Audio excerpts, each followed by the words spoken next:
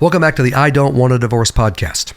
Today's topic, Prodigals in the Bible, Part 2. Let's look at 4 more prodigal adults and learn some lessons from them.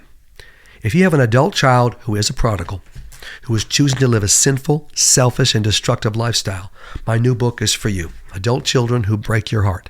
And if you don't have a prodigal, you probably know someone who does. My plan will give you peace and the best chance to bring your prodigal back to God and then back to you. You can get this new book only on my website, davideclarkephd.com. That's Clarke with an E. It's there along with all my other books and resources for marriages in crisis. And check out my phone advice service as well. 95% of my practice now is phone advice service from people across the country and even some foreign countries. You can schedule a 45-minute phone advice session with me, talking about your marital crisis. You'll come out of that session with a clear plan, biblical plan of action for your scenario. Now, today's topic, Prodigals in the Bible, Part 2. Let's look at the prodigal son. Luke 15:11 through 32. The younger of 2 sons left his father and spent his entire inheritance in a sinful, raucous lifestyle. His father let him go without argument or protest. The son became destitute, desperate, and hungry. He was broken and realized he had sinned against God and his father. He humbled himself and returned to his dad. The father, once he saw that the son was truly repentant, that's a key point, the son was truly repentant, immediately rejoiced and showed compassion and grace. He fully restored his son to his previous special position in the family. It's exactly what God does for us when we truly repent. Lessons. The prodigal son chose to live a sinful lifestyle. He chose to waste all the money his father had given him. The father did not lecture his son. He did not reason with him. He did not pursue him. He released his son to find out what the world and sin had to offer. This is what God does for us, and it's what we need to do for our prodigal. Go ahead and check out sin and see what happens, and you release them to do that. The father did not obsess over his son's sinful choices. He did not check on his son. Life went on without the son. When the son did repent, admit his sin, and came back to God, the father in this story, the father instantly restored their relationship. They did not talk about the son's poor choices and sins. They simply started over. And whether your prodigal repents or not, you do not rehash the past with him or her. You don't do that. It's a mistake. More on that in a podcast to come. Let's take a look at Samson. Judges 13 through 16, another prodigal. Before he was born, Samson was destined by God to be a great warrior against the Philistines. But he made sinful choice after sinful choice. He chose to order his parents around. He chose to marry a Philistine woman against God's law. He chose to associate with sinners. He chose to be a rageaholic. He chose to sleep with a prostitute. Really, Samson?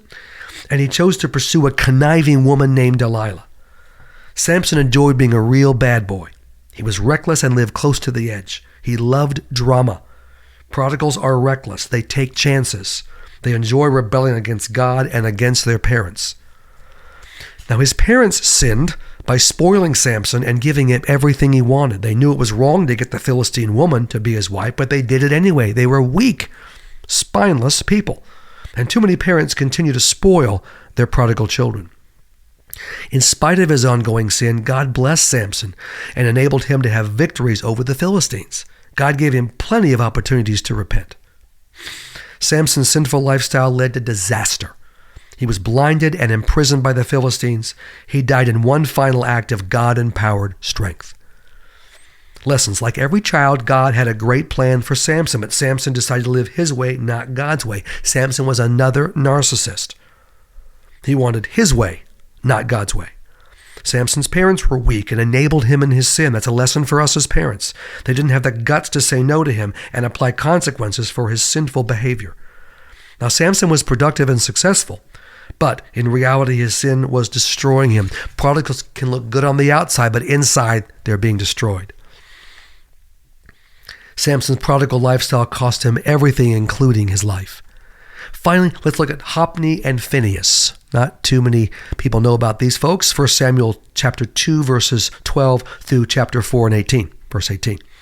You don't hear much about Hophni and Phineas, the 2 sons of Eli, the high priest of Israel. No one names their children after these 2 men for good reason. Hophni and Phineas were 2 of the nastiest dirtballs in the Bible. They were priests like their father, but they were incredibly wicked and evil men. These two took the choice meat which belonged to God. That was bad enough.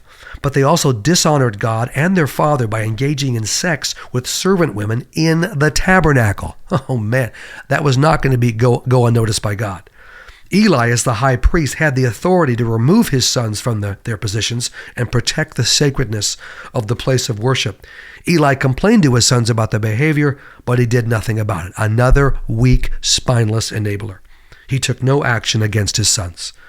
Because Eli did nothing to restrain his evil sons, God gave the three of them harsh punishment. All three lost their lives. Lessons? Hophni and Phineas had a privileged position from God and the opportunity to serve him faithfully. Absolutely. Instead, they chose to sin in awful ways. These two were arrogant, narcissistic rebels who did whatever they wanted to do. They didn't care who they hurt along the way. They knew it was sin and they didn't care. Eli, the father, chose to enable his sons in their sinful lifestyle. He talked to them, but he refused to provide any consequences. He was a decent man who loved God, but he was a weak enabler. Since Eli knew about the sins of his sons, but did nothing, he was held accountable by God. God judged Eli as harshly as his wicked sons. If you stand by and do nothing as your prodigal sins, God will hold you accountable as well. You can see the prodigal themes in these stories, can't you? The classic behaviors and attitudes of prodigals. What not to do as a parent of a prodigal. What to do as the parent of a prodigal. These biblical themes will appear throughout my book and, of course, these podcasts. Now, to support what we're doing, subscribe to this podcast and leave a rating and a review on Apple Podcasts. And then next week, we're going to continue looking at more material from this book, Adult Children Who Break Your Heart. If you've got an adult prodigal or you know someone who does, this is the right book for you, available on my website, davideclarkephd.com.